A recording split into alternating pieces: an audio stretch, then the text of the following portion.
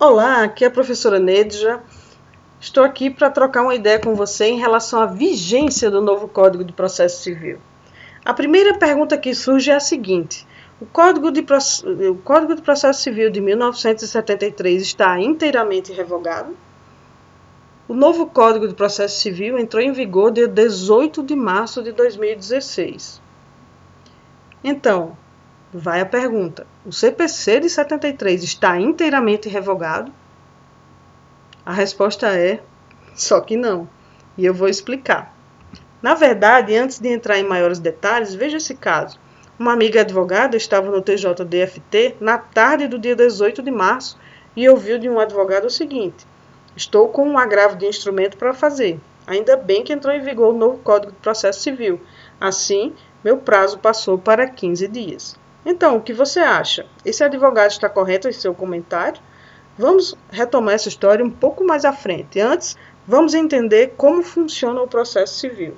No processo civil, predomina uma teoria chamada teoria dos atos isolados, que diz em síntese: cada ato processual deve ser considerado separadamente dos demais, para o fim de se determinar qual a lei que o rege. Assim, ao ato processual se aplica a lei vigente no momento em que ele é praticado. Isso é o que a doutrina chama de teoria dos atos isolados. Essa teoria foi muito bem esclarecida pelo ministro Mauro Campbell, do STJ, no recurso especial 1404-796 São Paulo. O ministro disse: por mais que a lei processual seja aplicada imediatamente aos processos pendentes, deve-se ter conhecimento que o processo é constituído por inúmeros atos.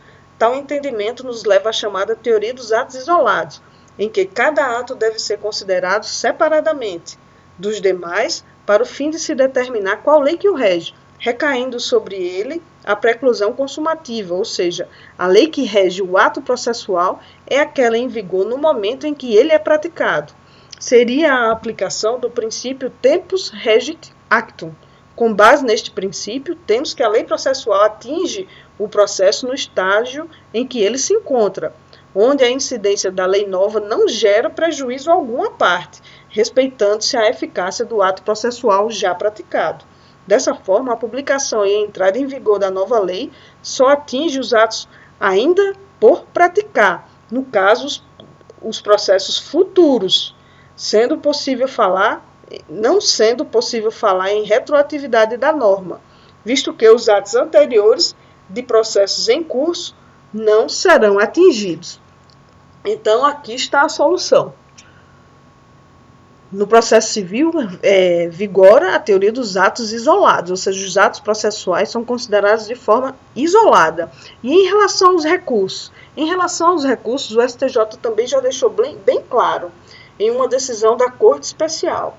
A regra do direito intertemporal é a de que a lei em vigor à época da prolação da decisão que se pretende reformar é que rege o cabimento e a admissibilidade do recurso.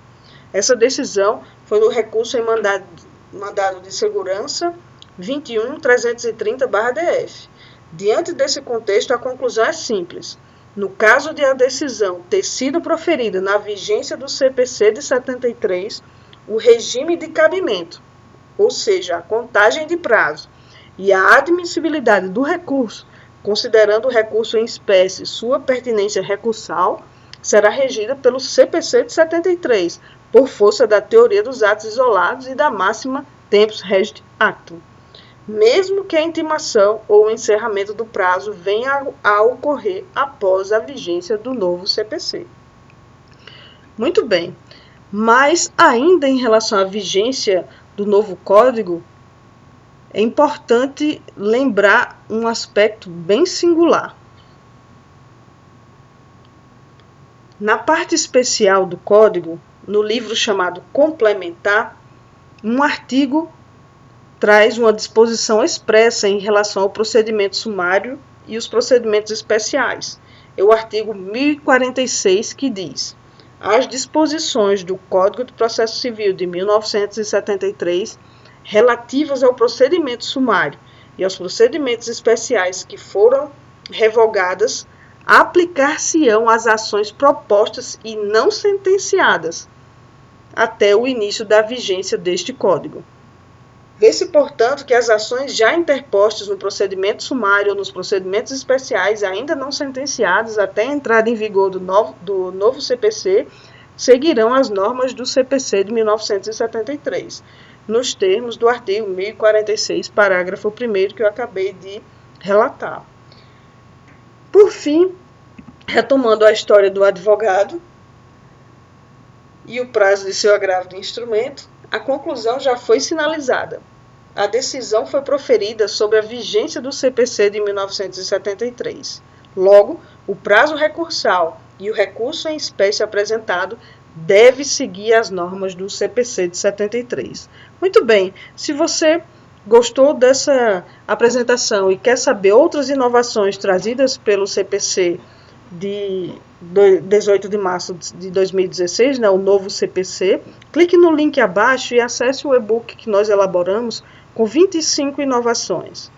Você vai ver aspectos bem interessantes que mudaram completamente o paradigma do processo civil brasileiro. É importante conferir. Então, eu vejo você numa próxima aula. Até lá!